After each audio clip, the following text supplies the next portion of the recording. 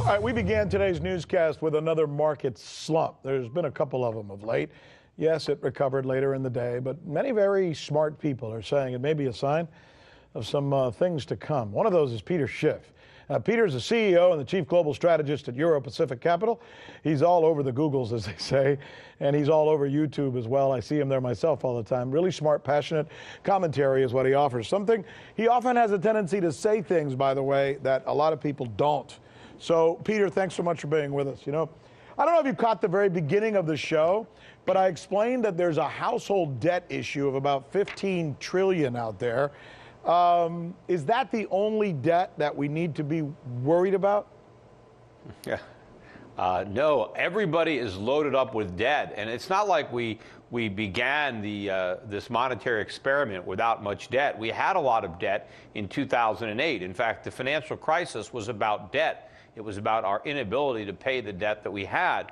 But instead of addressing the problem and allowing debt to be paid down, the Federal Reserve led us down the primrose path into much deeper debt by keeping interest rates at zero and holding them there for so long.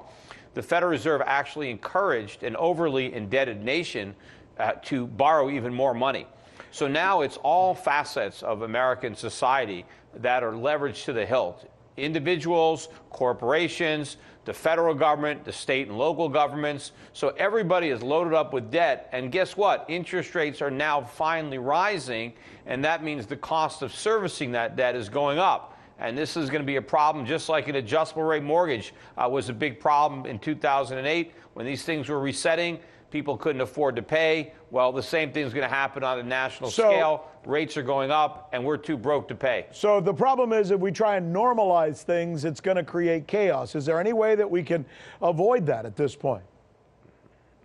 No, it's impossible. In fact, because we kept it going so long, the collapse is going to be that much bigger. I mean, the sooner we face that reality, the better.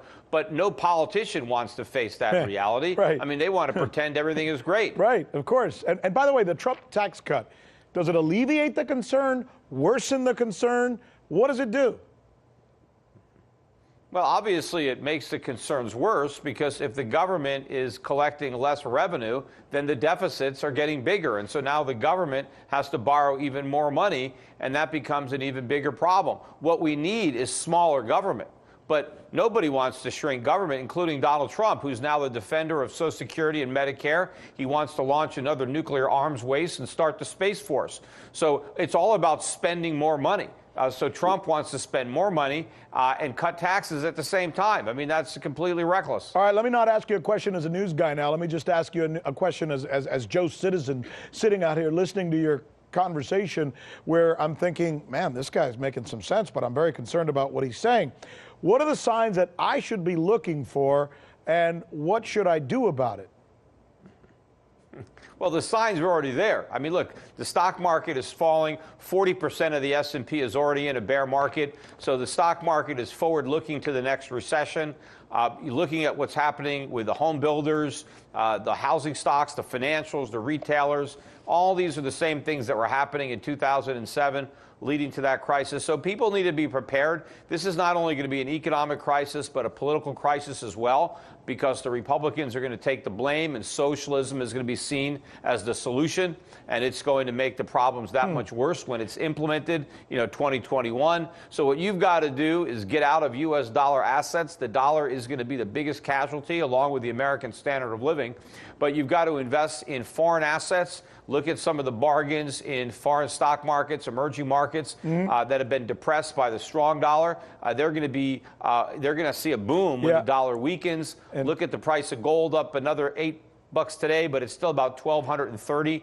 Gold's going to new highs. It was at $1,900 in 2011. It's going to go much higher this time. Sounds so like, get invested, own some gold, stocks. It sounds like a new reality, Peter, and we thank you for the hard truth. We got to go, but thanks so much for sharing some of your wisdom with you. Look forward to talking to you again.